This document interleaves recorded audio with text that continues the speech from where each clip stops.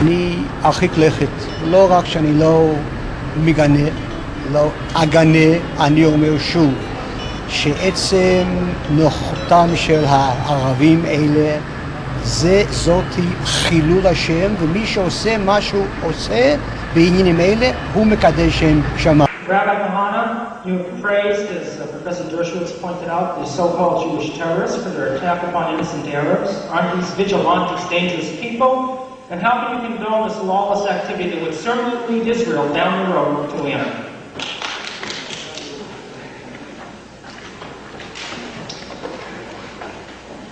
I've always said that it's a tragedy that those Jews took the law into their own hands. It was the job of the government of Israel to do what they did. You know what it means to live in Kiryat Arba? And have buses stoned every single day. It's gotten so bad that it doesn't even make papers there. What are we supposed to do? Jews live in settlements, and their wives are there, and their children are there. What are we supposed to do when we see an impotent government? One which is, on the one hand, has its hands tied by American pressure, and on the other hand, by guilt feelings.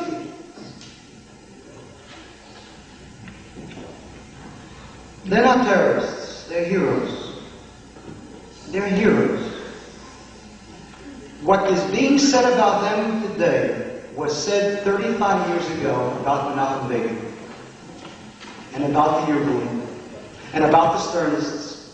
And I remember on the day that Menachem Begin, in retaliation for the hanging of Irgun soldiers, took 2 British sergeants and hanged them.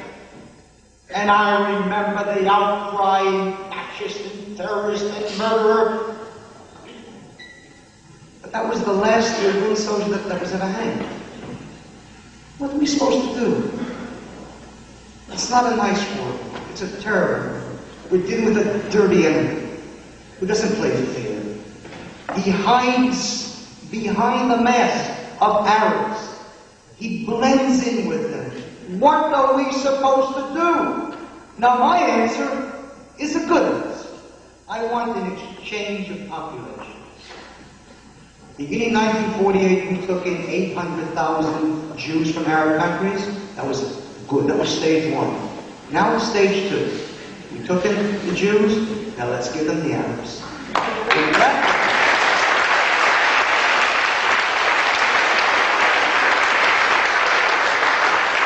That way, no Arab will be killed in Israel. And this way, Arabs will be killed. In 5 years, Israel will be a Northern Ireland.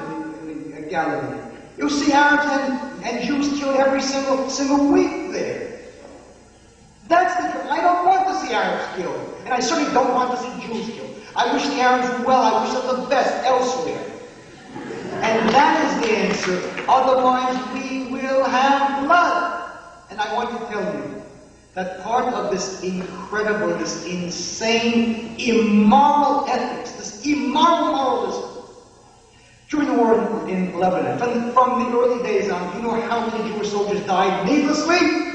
Because they were given orders not to attack PLO concentrations if they were in villages. So they had to go in without firepower and without air power. And my son was there.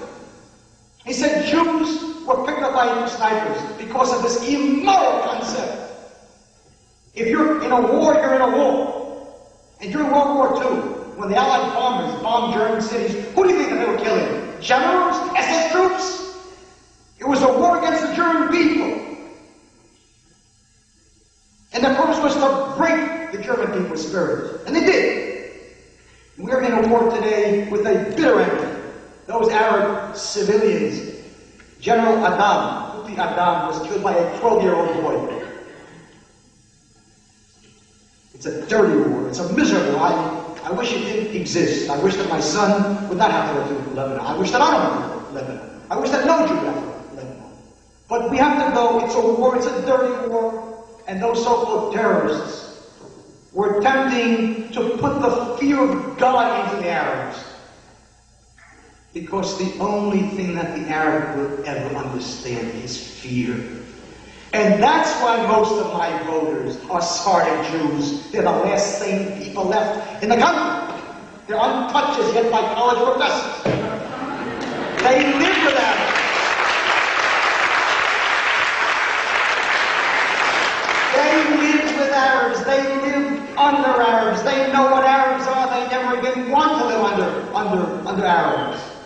Terrorism? These are the Maccabees of our time. They didn't have to do this. They did it not for themselves. They did it for the Jewish people.